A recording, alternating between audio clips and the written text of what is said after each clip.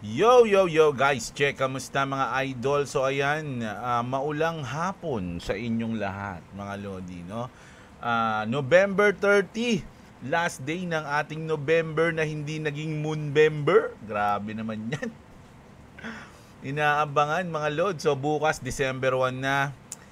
Ano na ang susunod na mangyayari sa ating December month?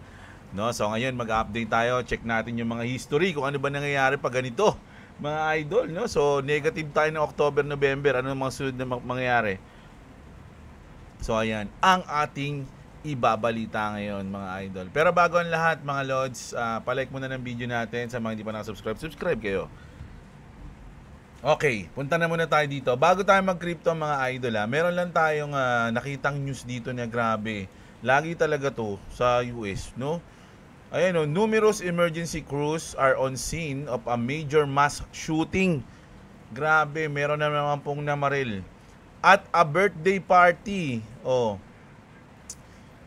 as multiple children have been shot with fatalities. Grabe to, mga idol, no? So, sipin mo sa children's party ka na maril. Grabe, iba na yung nangyayari ngayon, ha. Hindi natin alam kung sinasadya ba, ewan ko, mga idol, kakaiba.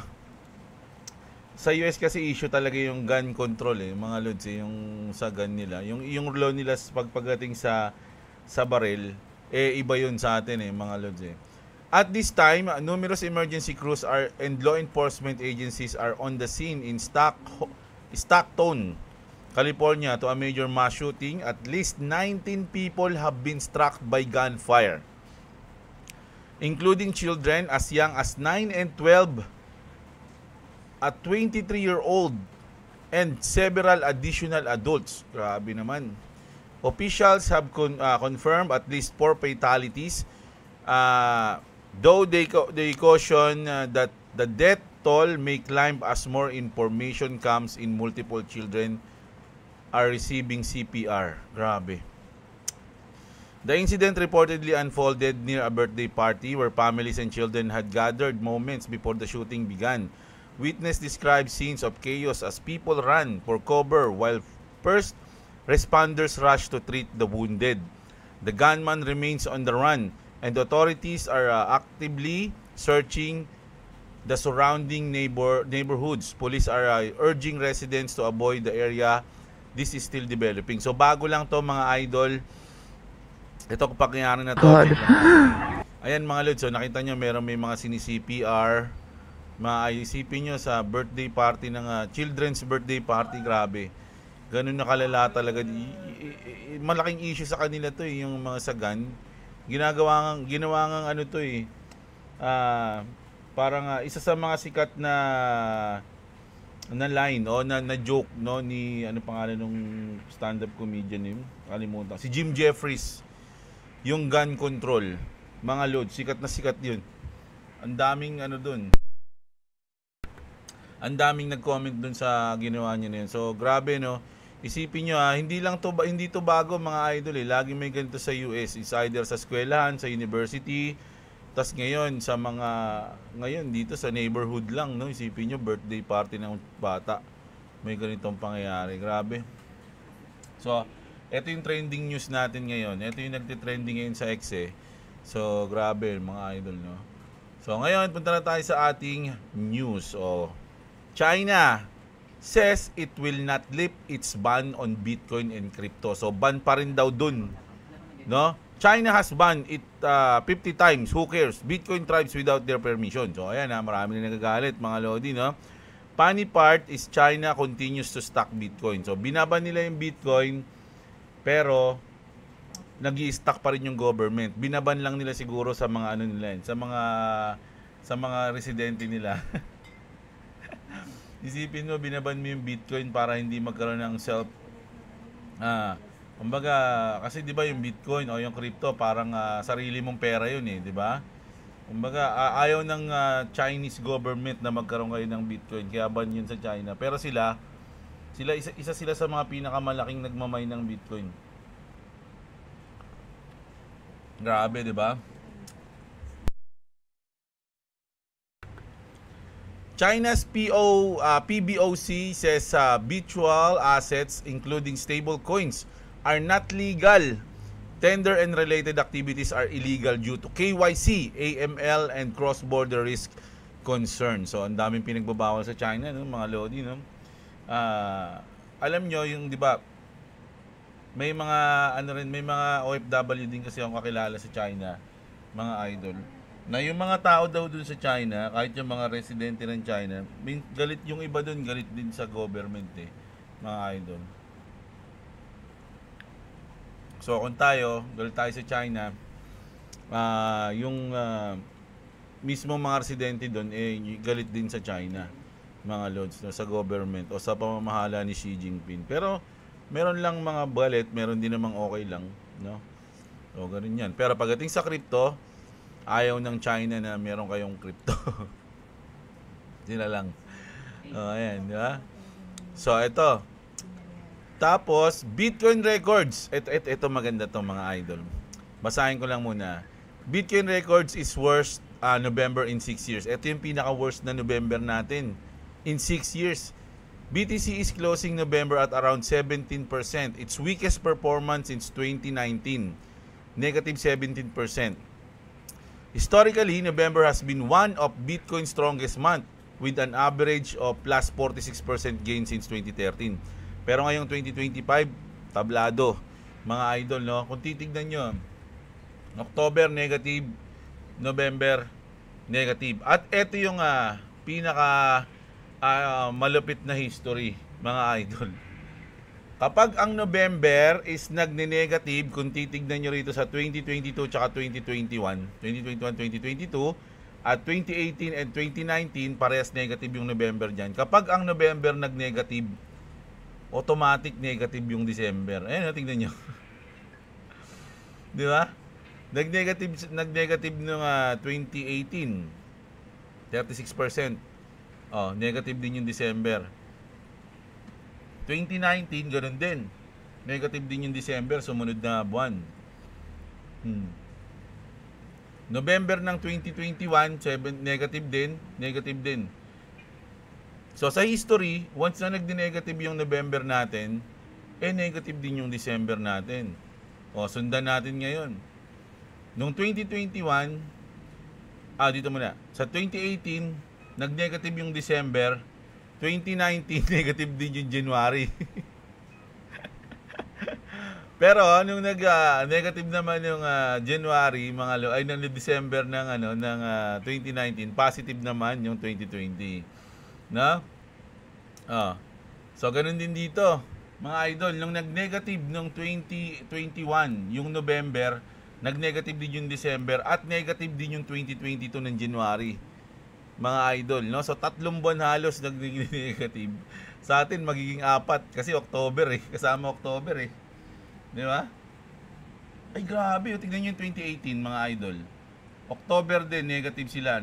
Negative din yung November, negative din yung December, negative din yung January. Grabe to mga idol ganun din nung 2021, no?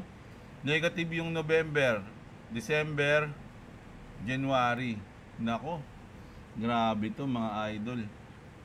Kaya nyo pa ba? Kaya nyo pa bang tiisin, mga lods? At sa tingin nyo ba ganun yung mangyayari? No?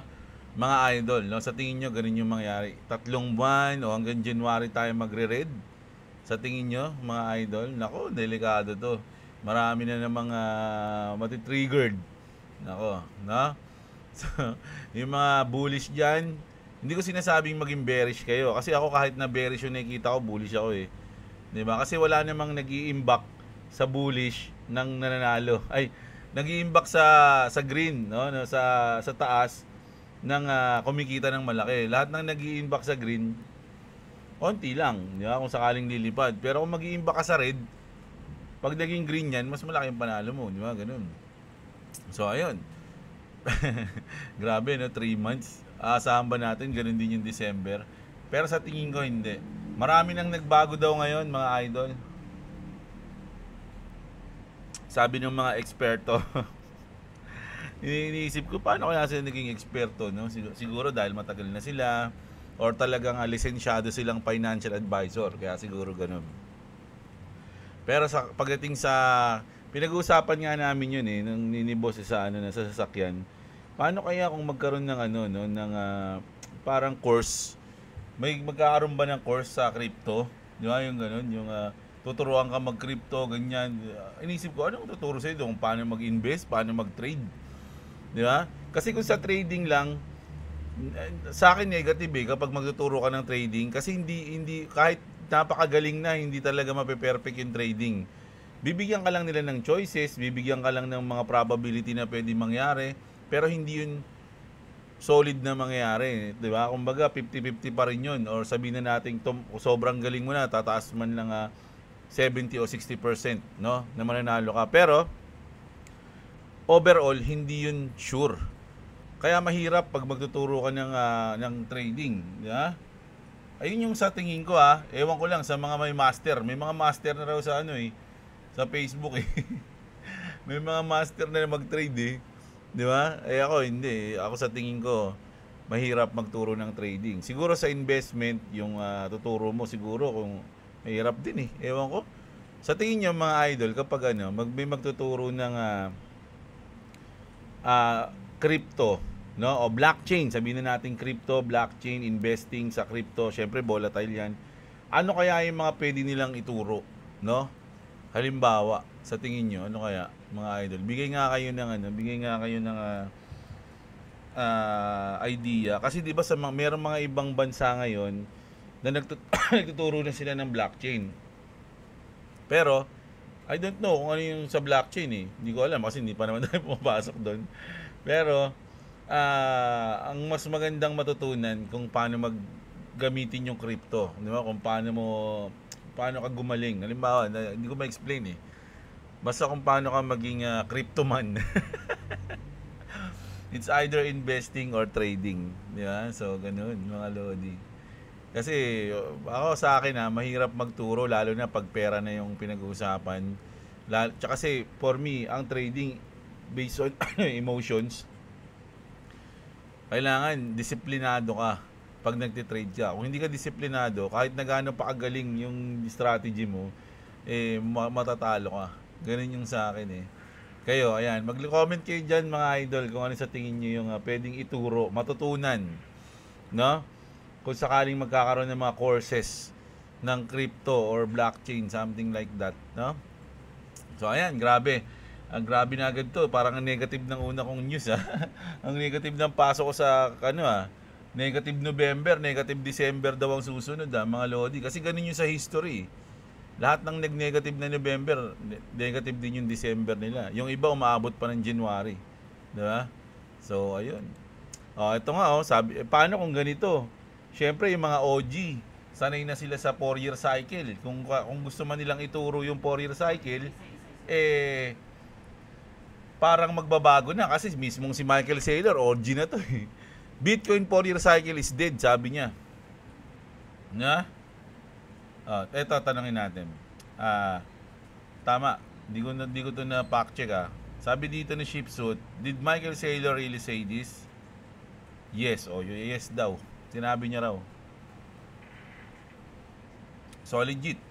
Michael Saylor has stated in recent interviews like on CNBC, Crypto World and podcast that Bitcoin's traditional 4-year cycle driven by halving is no longer a primary driver as its impact is now negligible compared to market liquidity and institutional adoption. For example, he noted having only 20 million daily versus 50 billion plus trading volume. Di ba?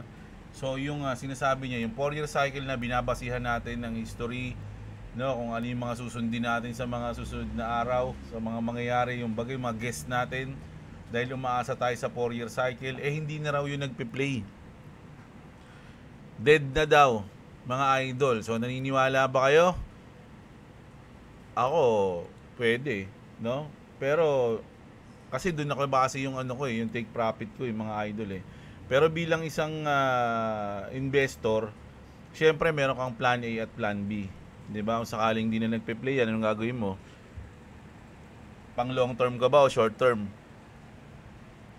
Ganun eh, di ba? Kasi kahit na hindi na nagpe-play yung 4-year cycle, pero kung long term ka naman, investor ka naman na long term, hindi mo po problemahin yan. Di ba? Kung iniisip mo na itong invest ko para na lang to sa mga anak ko. Mag-iipon na lang ako na mag-iipon kahit ano pa mangyari. 10 years o 5 years o kung ano man. Di ba? So, walang bearing. Kahit na hindi nagpe-play yung yung 4-year cycle. Basta ang importante, nag-i-invest ka. Dahil sa crypto, may 4-year cycle man o wala, ang pinaka nagpa-profit is yung mga nag-hold ng matagal. Diba? So, ganun mga idol. So, ayun yung sabi niya. Sabi naman ni Robert Kiyosaki, kilala nyo na to, ilang beses na lumabas to sa tawas. Ay, minsan news natin. Robert Kiyosaki, markets about to fall. Buy Bitcoin and Ethereum. Sabi niya. Kiyosaki says the end of Japan's carry trade will deflate markets and advises buying Bitcoin and Ethereum to get rich while the world collapses. O, di ba? Kung gusto mong yumaman habang ang mundo ay nagko-collapse, ang iinvestohan mo ay Bitcoin and Ethereum. Ayun yung sinabi niya, hindi ako. So, si Robert Kiyosaki yan, mga lods. Kung naniniwala kayo sa kanya, go. Ganun lang yun, mga lodi, no? Tayo, nag-news lang, no? Hindi tayo financial advisor. Do your own research, mga idol. Pero, syempre, puro main character to, si Michael Saylor, Robert Kiyosaki, Eric Trump naman tayo. Nations are in a Bitcoin race. Imagine that, mga idol.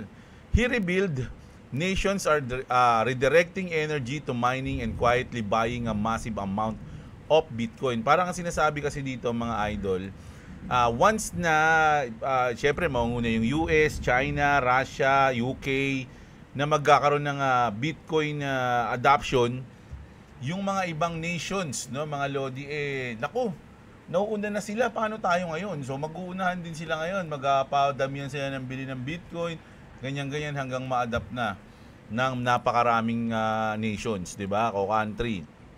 So, ayun yung sinabi niya dito, mga idol. Sang-ayon ba kayo doon, mga lods? O yung iba namang nation, sa tingin nyo, walang pakialam. Yami yung mga yan.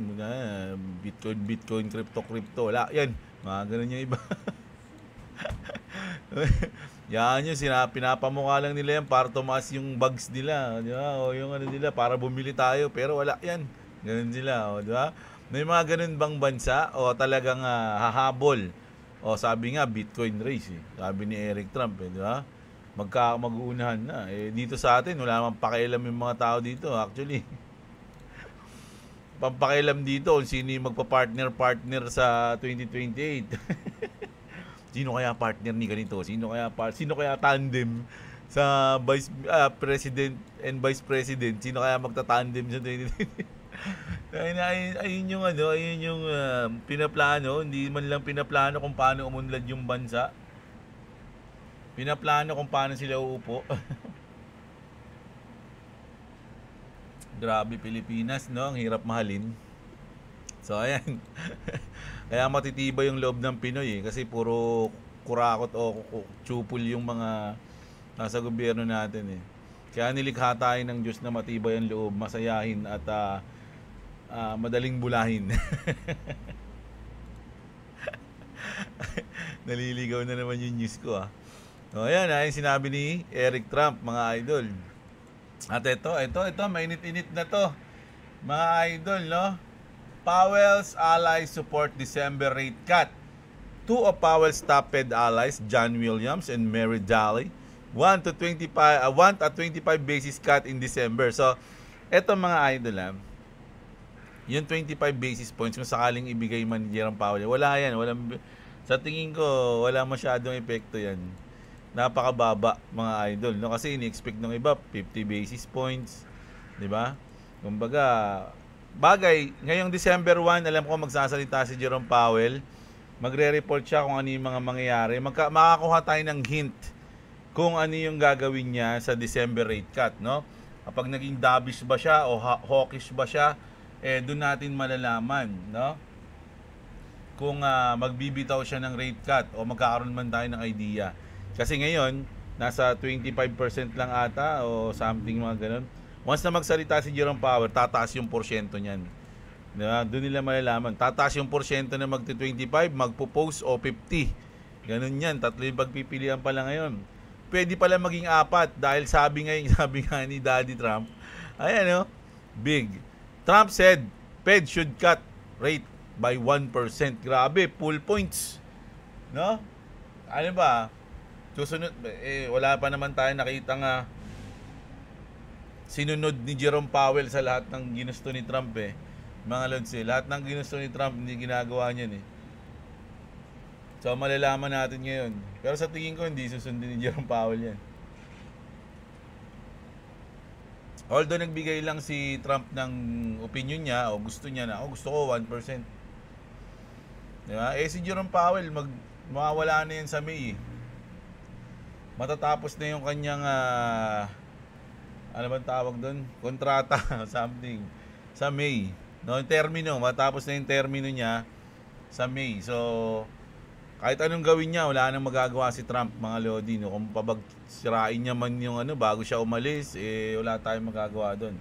Kaya lang, ang doon, pag alis niya, baka kasuhan siya ni Trump o something. Parang dito sa Pilipinas, gantihan, no?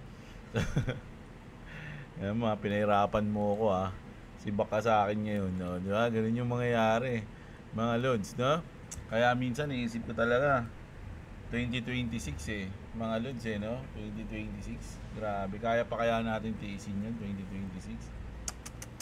2026? Umahaba yung paghihintay natin So ayan sinabi ni Trump, so pwedeng post, pwedeng 25 basis points, pwedeng 50, o yung request ni Trump na isang buong points, 1% talaga. Di ba? No, grabe yan. Speaking of Trump, President Trump said Bitcoin and crypto is much more important than any other industry. What a time to be alive, sabi. Imagine 20 years, 15 years ago, mga lodi, may imagine nyo ba nasasabihin ng President tong gantong linya? Mga lods, na Bitcoin and crypto is the most important than any other industry. Kung narinig mo yan ng 2015 o 2017, taragis yan siguro.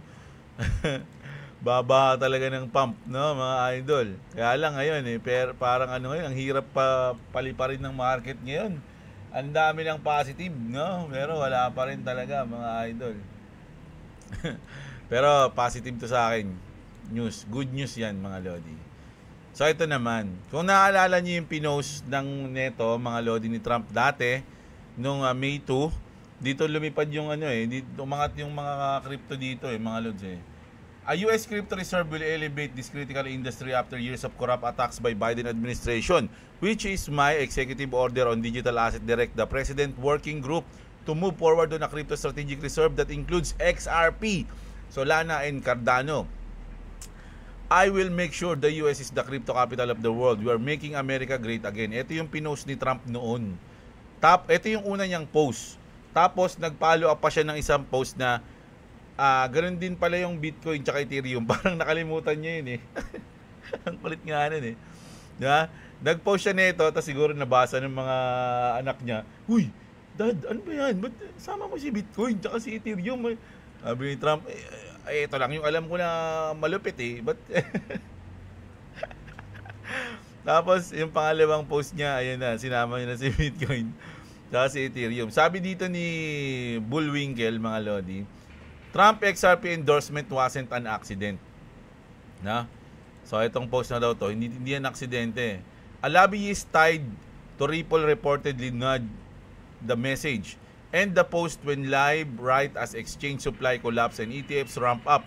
This wasn't random, this was timing, sabi ganun mga lodi.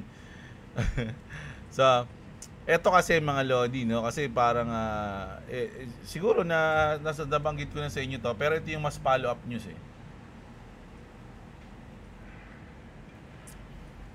XRP reserve on Binance collapses to multi-year low. Only 2.7 billion left na lang. Ito mga lodi, documented to na nauubos na yung mga XRP sa crypto exchange. This is not a small metric. This is a structural signal the entire market should be paying attention to. Here's why this is important. Binance is the deepest retail plus offshore liquidity pool for XRP when reserve hit multi-year lows. It means one thing. Circulating supply of the world's largest exchange is drying up, no? Naubos na. This only happens in two scenarios, mass accumulation or preparation for institutional adoption. Right now, we're seeing both. Sabi, no? ETF era demand in approaching while supply is shrinking. All newly approved XRP ETF must buy on the open market because the court injunction prevents direct purchases from Ripple or escrow. So as ETFs start scaling, they're competing in an environment where Binance Reserve are at the record low. Translation, demand is coming, supply is vanishing. So parang ang haba kasi nito, pero ang pinaka point dito mga lodi, basahin natin yung last. Supply shock don't announce themselves, they build quietly then erupt. Low exchanges reserve are the number one on-chain indicator that a major move is brewing. Binance at 2.7 billion XRP puts us in a zone we haven't seen in a year.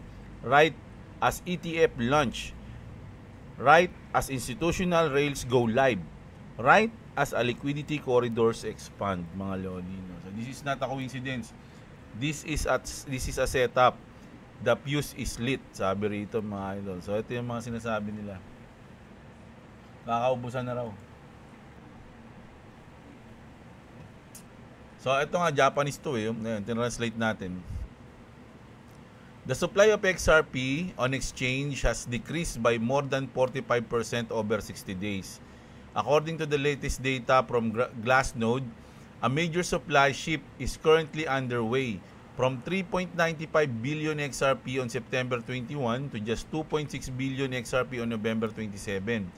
Exchange balances have dropped by more than 45%, mga lodi. Ganun kalaki agad yung nawala. I told you multiple times that the supply shock is about to begin, right? Sabi niya. So ito yung pinaka parang chart sa Binance to kinuha eh. Sobrang baba na agad, no? Grabe. 45% in 60 days. Gravities, di ba? So ayan, so para sa akin mga idol, kasi nga syempre, alam niyo na yung bias ko, no, sa XRP. Pero hindi ko sinasabing bumili kayo ng XRP, no? Huwag kayong umasahin para bumili, magbenta o mag-hold ng kahit anong coins, mga idol. Do your own research and not a financial advisor. So, ang pinaka-importante ngayon gawin, lalo na ngayon, medyo naiinip kayo. Alam ko, yung galaw ng market is parang ito yung yung naboboring ka tapos biglang bumababa, tapos babalik, tapos mag-consolidate din, bababa ng konti, angat ng konti. Ito yung way para ma-shake out yung mga may hina, yung mga weak hands, mga idol, no? So nasa inyo yan. Ako, kung hindi lang ako nag-YouTube, ang gagawin ko sana ngayon, ano na lang tayo, no? Huwag nyo munang tignan yung portfolio nyo, gawin nyo yung gusto nyo, trabaho lang kayo, nood lang kayo ano-ano, mag-gym kayo, mga ganun. So, kumbaga libangin nyo yung sarili nyo, ilabas nyo muna sa crypto world, mga lodi, at pagbalik nyo, doon na lang kayo magugulat. At syempre, huwag nyo kalimutan yung sinabi dito ni Commissioner Hester Pierce. Self-custody is essential for financial freedom and shouldn't be restricted by intermediaries, mga lodi, no? Sabi niya rito, self-custody is a right, mga idol, no? So, kailangan meron talaga, ako napaka-importante nun sa akin, mga idol eh. Yung nakokontrol, kasi sabi nga ni, di ba? Sino ba yung sabi nun? Si Andrew Tate. Di ba si Andrew Tate, sabi niya, kung di mo kayang itago yung asset mo, hindi yun sa'yo. Kumbaga, hindi mo kayang kontrolin yung asset mo, ibig sabihin hindi siya sa'yo. So, as long na, sabi ko nga, pinaka-basic, di ba, mag-cold wallet, no? Cold wallet, kung wala pa kayong pambili, meron naman dyang, pero pinaka talaga, cold wallet eh. Try nyo MetaMask, ito yung mga hot wallet, mga Lodi, Ronin. So, ayan, dapat kontrolado nyo ang inyong asset, no? Ako kasi sa cold wallet ko nilagay yung XRP ko na napaka-konti lang naman yun. Pero, niisip ko kasi, once na lumipad yung market, mga idol, kahit yung mga iba kong coins, ilalagay ko na rin sa aking cold wallet. Pero sa ngayon, kasi yung banta, nasa XRP no, na nauubos na yung supply sa mga crypto exchange. So, para sa akin, common sense lang na ilagay ko yun sa cold wallet ko. Hindi ko siya ilagay sa crypto exchange. Pero doon pa rin ako sinabi ko nung mga nakaraan na kung yung asset mo sa crypto exchange, mga nasa 5 digits, okay yan. Pwede ka mag-trade, pwede ka mag-swap, pwede mo i-stake, no? Kahit nandyan lang siya sa crypto exchange mo. Pwede naman yun. Pero kung sa tingin mo, malaki na yung asset mo, kunyari mga nasa 6 digit na yung asset mo, 'di ba? 7 digit na. So mas maganda ilagay mo na siya sa cold wallet, mga idol, o self custody mo na siya, mga lods, para talagang kampante ka, mga idol, na hindi mawawala, hindi ma-hack, o hindi makokontrol, hindi mapopost, o hindi mapiprease pala yung asset, no? Kung gusto mo, kahit anong gusto mong gawin mo, 'di ba? Kasi kontrolado mo siya. So ayun yung ating news ngayon, mga lodi. Pero ang bigat ng mga news ngayon natin, kakaiba, no? Lalo na dito, nagulat ako dito. Ngayon ko lang na-realize to Ngayong November natin na negative, December is negative din. Yung iba umabot pa ng January. So ano man sabi nyo dyan, mga lodi? At comment kayo dun sa tinanong ko kanina, kung merong ituturo man tungkol sa crypto blockchain, ano yung mga magandang topic o subject o kung ano man na pwedeng ituro ng isang OG o ng isang magaling sa larangan ng crypto space. So ayun, mga idol, kita-kits tayo mga lodi sa susunod na video. Sana huwag nyo kalimutang i-like yung video natin, subscribe kayo. At syempre, subscribe kayo kay Clovis. Nako, kay Clovis Gaming, malapit na yung parapol niya. Mga idol, no, na once na nakasubscribe kayo, masasama kayo sa kanyang raffle at may chance kayo manalo ng 500 pesos. No?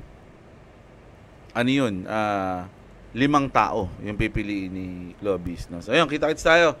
Maraming salamat mga lodi. Magandang araw sa inyo at what's up? Subscribe to Clovis Gaming and subscribe to Jeblo. If you want to subscribe to me, it's a link in the description. Also, I'm gonna say something. Do you see something in the phone number? Do you see it? 6